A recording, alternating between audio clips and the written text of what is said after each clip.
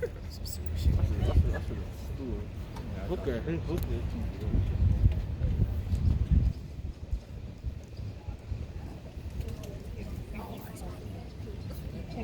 You guys ready now?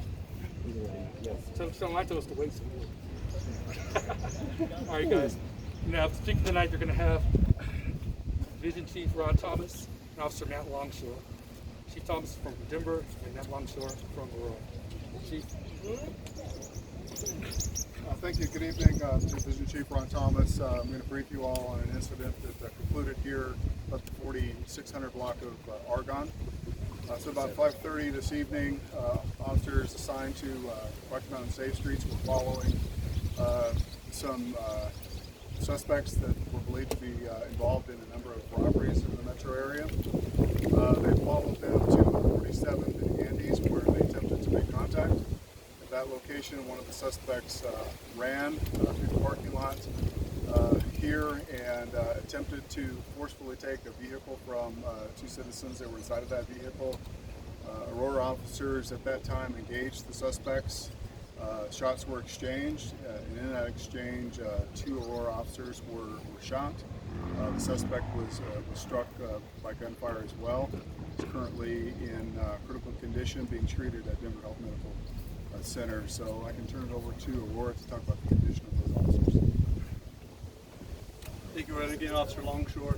So we had two officers that were shot tonight. They were assigned to our SWAT team. Thankfully, they are in non-life-threatening injuries, and they are recovering at the hospital. So we will update their conditions as soon as we can.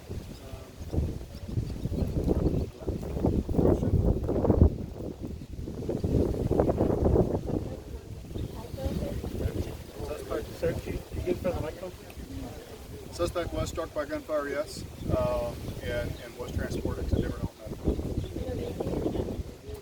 The officers, I think, are in stable condition. The suspect is in critical condition. I don't know the age of the suspect at this time. Did you say where everybody was shot? Because it's probably teenagers. I can tell you that the suspect was struck multiple times. Officers, maybe Aurora could better answer that question. We're going to wait to disclose any type of injury information as well as their ages. Another question. Again, there were two officers that were assigned to the SWAT team. They were adults.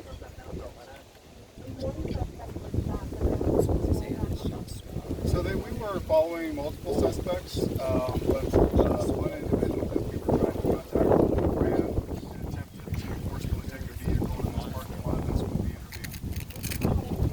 Yes, they used a weapon to forcefully take that vehicle from two people, and we intervened, and that's when shots were fired. There are other suspects in the robbery pattern that I just spoke of, but none that we're aware of being involved in this particular incident. What kind of weapons were used? I don't know the answer to that question. The investigation is still ongoing, and we can probably disclose weapon information at a later date. What about the two people that were in the vehicle? Where are they now? They are being transported to headquarters for interviews.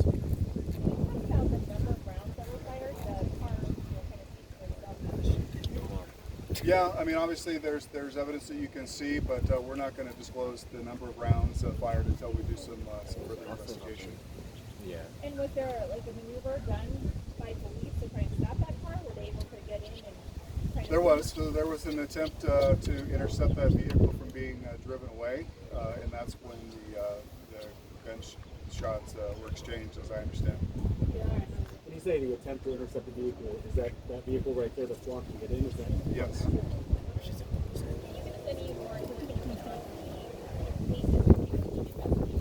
So there's a number of robberies that have occurred across the metro area, generally convenience store robberies. Armed convenience store robberies, yes. Suspect shot there? That's still to be determined in the investigation. Again, that needs to be determined in the investigation. How did the suspects get into this parking lot? They ran from the initial contact location, which was 47th and Andes, so just north of us from here. Can you talk about how you were led to this area to begin with? I think I'd be giving away some investigative information if I told you exactly how we came to this landing spot where these suspects were contacted. Were you surveying, There's been an operation in place for a while to contact and apprehend these suspects. Yes. And for those who don't know, can you talk about what the Rocky Mountain St. Mary's Task Force is? It's a multi-jurisdiction task force that is charged with investigating cases of robbery around the metro area. Which agencies are involved in this investigation? In this particular investigation, Denver and Aurora specifically. And it's not FBI, correct? Sure, they're part of the task force as well. Denver police now has a law that obviously doesn't allow them to shoot into vehicles. Is that justified in this case? Obviously, since we're seeing that now.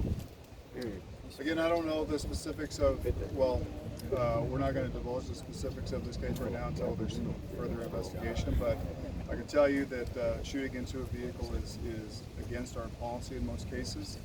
There are certainly some exceptions when someone's in grave danger.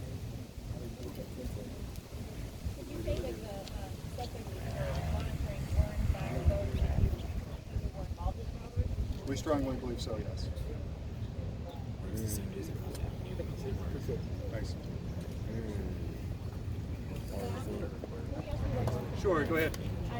Just, getting that call when you hear that there's shots being fired, officer involved, for... Yeah, it's definitely emotional. It's not emotional, not only emotional for the officers working, listening to the radio, but it's emotional for officers' families.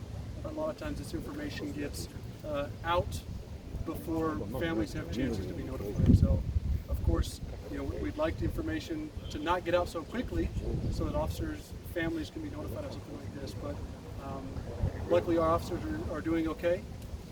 We expect them to make full recoveries. Very appreciative. That I don't know. I'm sorry. Great, thanks guys.